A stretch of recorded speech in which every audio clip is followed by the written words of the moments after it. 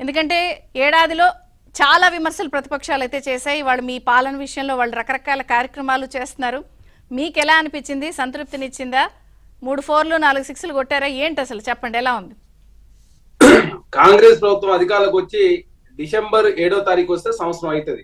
December 3వ తారీఖు నాడు కాంగ్రెస్ ప్రభుత్వం అధికారులకు వచ్చిన తర్వాత డిసెంబర్ 7వ తారీఖు నాడు ప్రమాణం స్వీకారం చేసిన తక్షణమే కాంగ్రెస్ ప్రభుత్వం అభివృద్ధి సంక్షేమం మీద దృష్టి పెట్టింది. కాబట్టి తెలంగాణ రాష్ట్రంలో కాంగ్రెస్ ప్రభుత్వం మహిళా సంక్షేమ విషయంలో మహిళలకు ఉచిత బస్ ప్రయాణం సంబంధించి కావచ్చు, ఇప్పటి వరకు 1,50,00,000 మంది మహిళలు ఉచిత బస్సు ప్రయాణం చేసిరు. అదే కాకుండా మహిళలంతా కోటీశ్వర్లు చేయాలని చెప్పేసి ఏకైక లక్ష్యంతో ప్రభుత్వం ముందుకు పోతా ఉంది. ఆ దిశగానే తెలంగాణ రాష్ట్రంలో అడుగులు పడతా ఉన్నాయి. దానిలో బాగా మహిళా సంఘాలకు సంబంధించి ఆర్టీసీ బస్సులు అద్దెకు వారితో కొనిపించి అద్దెకు తీసుకునే కార్యక్రమం కావచ్చు. అదేవిధంగా స్కూల్ యూనిఫామ్ సంబంధించి కూడా వారికి శిక్షణ ఇప్పించి వారితోటే స్కూల్ యూనిఫామ్ సప్లై చేసే కార్యక్రమం కావచ్చు.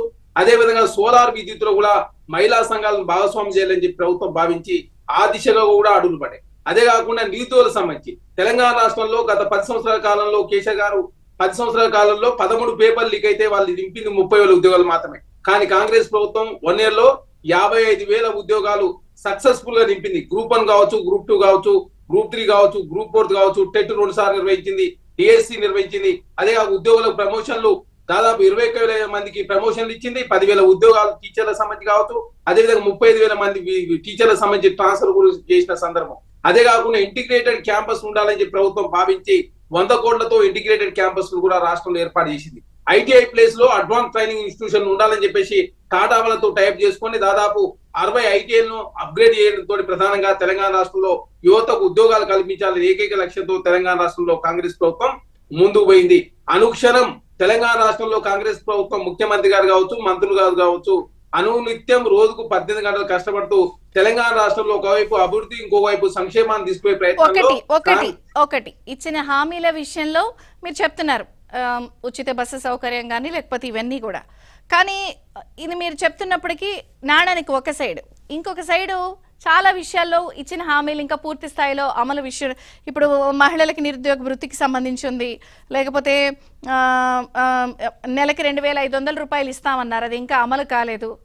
ఇది కాకుండా సరే జనరల్గా రేవంత్ రెడ్డి గారు వచ్చిన తర్వాత కాంగ్రెస్లో ఒక కల్చర్ కనిపించింది. సామాన్యంగా అందరూ సీనియర్లు ఉన్నప్పుడు ఎవరి కాళ్ళు మేమే మేమే మేమే అన్నట్టు వ్యవహరిస్తారు. కానీ ఆ కల్చర్ ఈసారి కనిపించలేదు. అందరూ ఏకతాటిపైకి వచ్చారు, చక్కగా ఉన్నారు. కానీ పార్టీ పరంగా జాగ్రత్తలు తీసుకుంటున్నా ప్రభుత్వంలో ప్రజల్లో కొంత వ్యతిరేకత వచ్చింది, లేదా అక్కడక్కడ కొంత విషయాల్లో ఉంది దూకు నిర్ణయాలు తీసుకోవడం విషయంలో అన్న విషయంలో ఆంధ్రజ్యోతి కూడా రాసింది. అప్పుడు కొత్త పలుకులో కూడా ఇలాంటివి స్పృశించారు. ఏంటి, కొంత ప్రజల్లో ప్రభుత్వ పరంగా ఇలాంటి నెగిటివ్ నిర్ణయాలు ఉన్నాయి, చర్చ జరుగుతోంది కదా, దానికి ఏం సమాధానం చెప్తారు? మేడం, తెలంగాణ రాష్ట్రంలో కాంగ్రెస్ ప్రభుత్వం 5 లక్ష్యాల కోసం పనిచేస్తా ఉంది. నీళ్లు, నిధులు, నియామకాల అస్తిత్వం, ప్రజాస్వామ్యం ఉండాలని చెప్పేసి కాంగ్రెస్ ప్రభుత్వం కోరుకొని కింది నుంచి 5 లక్షలకు ప్రజాస్వామ్యం విషయంలో ఇందిరా పార్క్ దగ్గర ధర్నా చౌక్ ప్రారంభించడం, అదే కాకుండా ప్రగతి భవన్ ప్లేస్ లో ప్రజాభవన్ ఏర్పాటు చేసి అక్కడ ప్రజావాణి ప్రతి మంగళవారం, శుక్రవారం నిర్వహిస్తా ఉన్నారు. ముఖ్యమంత్రి గారు కూడా ఎప్పటికప్పుడు అందుబాటులో ఉంటూ తెలంగాణ రాష్ట్రంలో ఎక్కడ కూడా గతంలో మీరు 2014 అధికారులకు వచ్చినప్పుడు ఆనాడు ఏబిఎన్ మీద కావచ్చు, టీవీ9 మీద ఆంక్షలు ఉన్న సందర్భం. తెలంగాణ రాష్ట్రంలో ఎక్కడ కూడా మీడియా మీద ఆంక్షలు లేవు. కాబట్టే తెలంగాణ రాష్ట్రంలో కొంత ఏదైనా విషయాలకు సంబంధించి కావచ్చు మీడియా మీద ఆంక్షలు లేవు కాబట్టి, సోషల్ మీడియా మీద ఆంక్షలు లేవు కాబట్టి తెలంగాణ రాష్ట్రంలో ప్రజాప్రభుత్వాన్ని బదనాం చేసే ప్రయత్నం కొన్ని ఛానళ్లు, అదేవిధంగా యూట్యూబ్ ఛానల్ చేస్తున్నమాట వాస్తవం. అయినప్పటికీ కూడా తెలంగాణ రాష్ట్రంలో ఎక్కడ నిర్బంధాలు ఉండొద్దని చెప్పేసి కాంగ్రెస్ ప్రభుత్వం కోరుకొని తెలంగాణ రాష్ట్రంలో ప్రజాస్వామ్యం పరితబిల్లాలని చెప్పేసి కాంగ్రెస్ ప్రభుత్వం భావించి ఇందిరా పార్క్ దగ్గర ధర్నా చౌక్ ప్రారంభించింది. అదేగా అస్తిత్వం ఉండాలని చెప్పి కాంగ్రెస్ ప్రభుత్వం కోరుకొని ఆనాడు టీజీ కోసం పోరాటాలు జరిగినాయి కాబట్టి టీఎస్ ప్లేస్ లో టీజీ తీసుకురావడం జరిగింది. తెలంగాణకు ఒక గీతం ఉండాలని చెప్పేసి ఆనాడు తెలంగాణ సమాజం అంతా భావించింది కాబట్టి అందశ్రీ గారి గీతాన్ని తెలంగాణ గీతంగా తెలంగాణ రాష్ట్రంలో కాంగ్రెస్ ప్రభుత్వం ప్రకటించుకుంది.